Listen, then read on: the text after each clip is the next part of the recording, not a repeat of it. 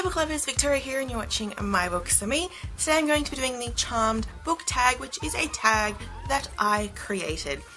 I absolutely love the TV series Charmed. It is one of my all-time favourite shows. I always try and marathon it at least once a year, and it's just, I love it so much.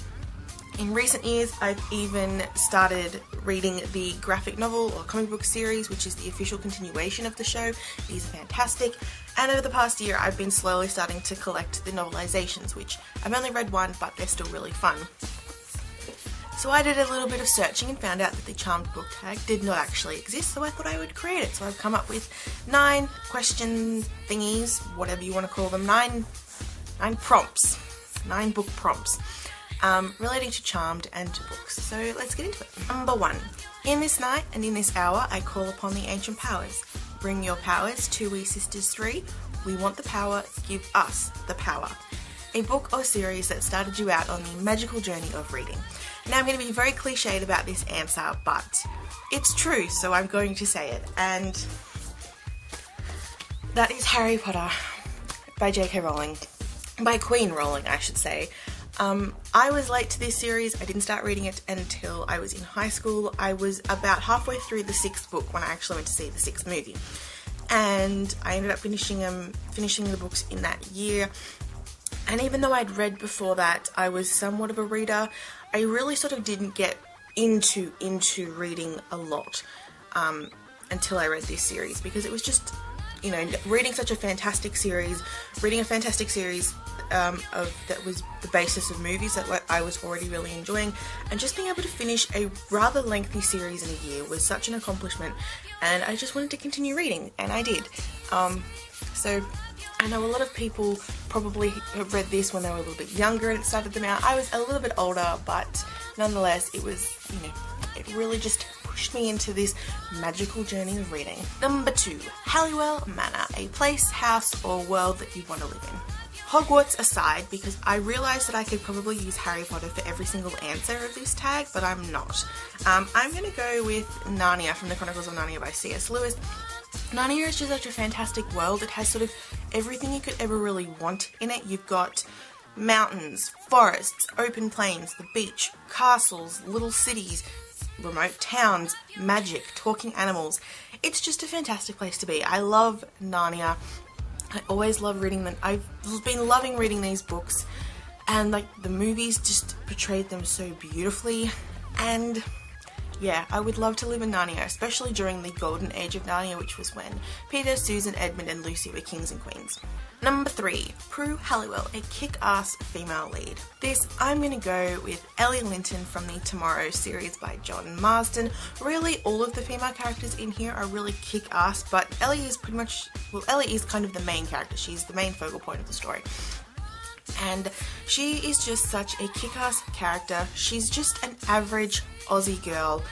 She's not a chosen one, she doesn't have any special powers or abilities, she's just your average girl who's just being thrust into this battle against these invaders trying to take her town away, and she's just trying to save herself, save her friends, save her family, her home and her town and her country, but she's not looking for glory, she's not the leader of a rebellion, she's just a kick-ass female lead. She goes through so much throughout this series, and she is able to push through that to try and fight back. She doesn't let the bad things really get her down, because she knows that she's trying to, you know, she's trying to do it to save herself and her community and her country.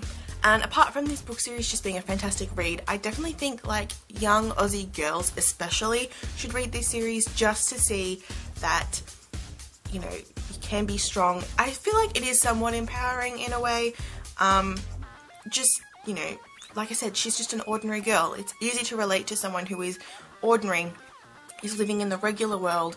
There's no fantasy involved, there's no special abilities, and she's just a regular girl who has to try and fight back. I think that's just a worthwhile read. Number 4, Phoebe Halliwell, your bookish mum. Now I did say I wasn't going to use Harry Potter for another answer, but I can't deny who my bookish mum would be, and that would be Molly Weasley. I'm pretty sure we can all agree that she is just such a fantastic woman, a fantastic mother. She just goes through so much within the series. She's able to overcome it. She's just a strong woman. She's a strong kick-ass mum, but she's also really loving and warm. I mean, she survived the first Wizarding War. She survived raising 6 boys when her dream was to have a girl. She survived raising Fred and George. I mean, that would have taken a toll on anyone. She survived the second Wizarding War. She survived losing a son. She killed Bellatrix. She's a kick-ass woman. She is so warm and loving. She takes in Harry, not because he's the chosen one, but because he's someone without his own mother. She'd be a mum that would just be so fun to have, and I feel like within the Wizarding World sense, she'd be able to teach you so much, not just basic magic, but like helpful magic. She can cook and clean and knit and things like that with magic, and I think she would just teach you so much. I just wanted to be my mum. Is it too much to ask? Please. Number 5. Phoebe Halliwell, a character you wish you knew the future of, or a character you can't wait to see the future of.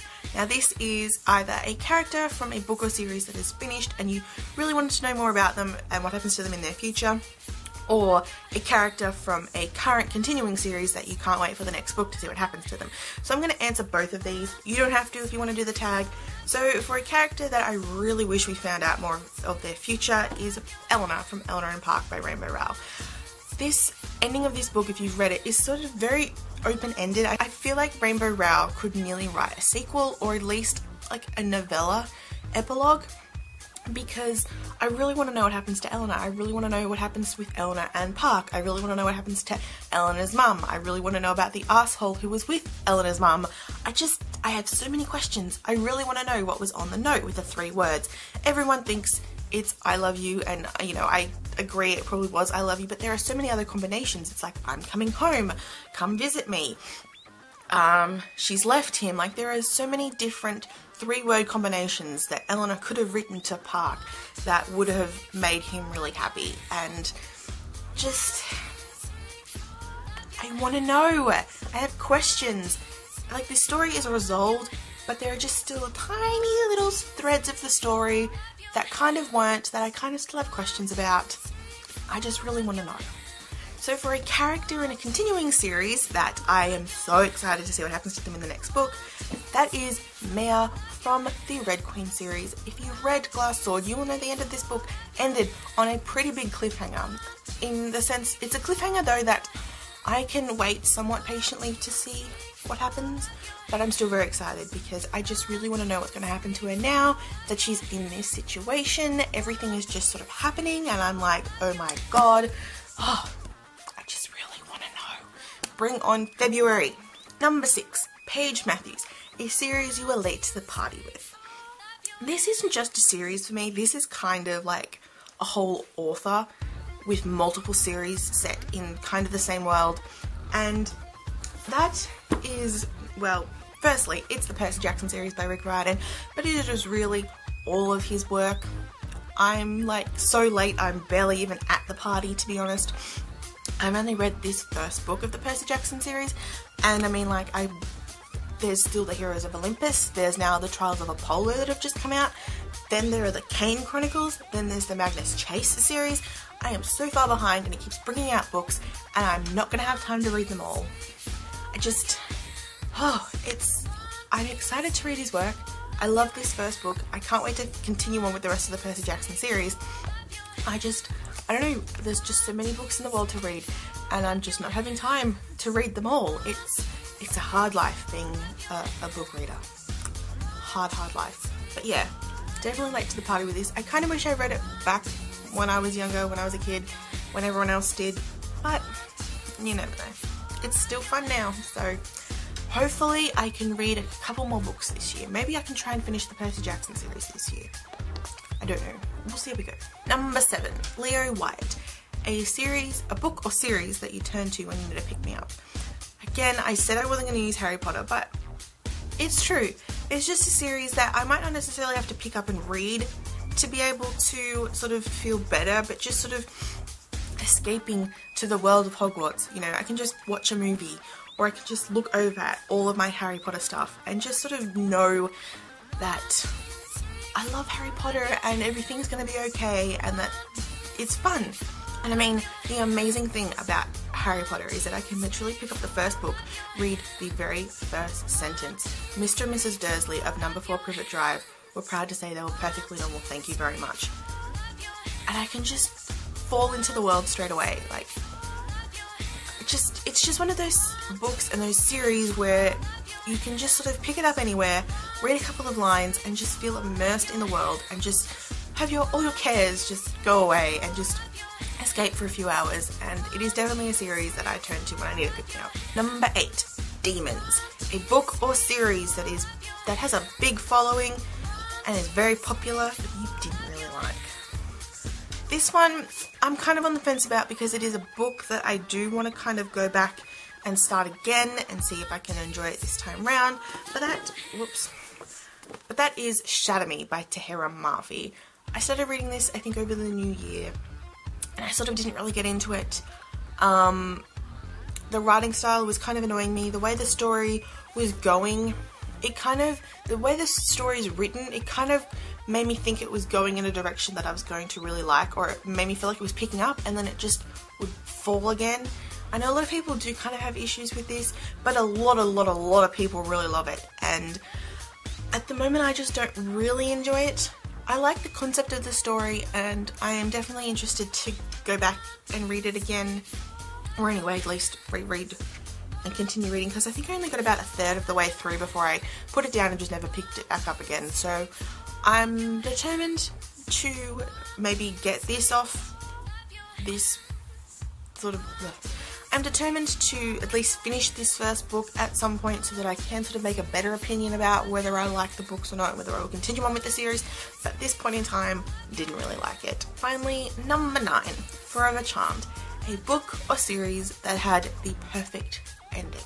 Now, nothing has the perfect ending, I know that, but there are obviously books and series that you think were ended just in a really perfect, lovely way, or at least you think is perfect. Other people might not think it's perfect, but you might.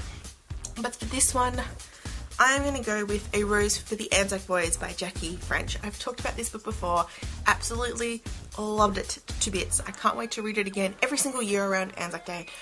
And the ending of this just made this book go full circle. So the start of this book starts off at an Anzac Day service in 1975, and then we go back, and all of the book then spends its time during World War I. For the last chapter, which then goes back to the future, it goes to Anzac Day in 2007, and it really just all comes full circle. It's just such a beautiful story, and I just felt like it was such a perfect ending, because it's not like it was, in a sense the ending was just a happy ending, but sort of the last few chapters really just showcased both the good and the bad that came out of World War I, and it was just a very well-rounded, perfect book, perfect ending. Definitely read this book. So that is the Charmed tag. I hope you guys enjoyed. I'm going to tag every single one of you guys who watches to do this video, except I'm also going to tag 3 people. The first one is Miranda from Books 101. Second is Mel from Books with Wings. And thirdly, I'm going to tag Eva from Fred Weasley Died Laughing. So you guys are tagged. Good luck with it. I can't wait to see your books that you use for this, and if you do this tag, please let me know in the comments below or send me a tweet to say you did it, because I'd love to see your videos. Other than that, I will see you guys very soon with another video. Bye!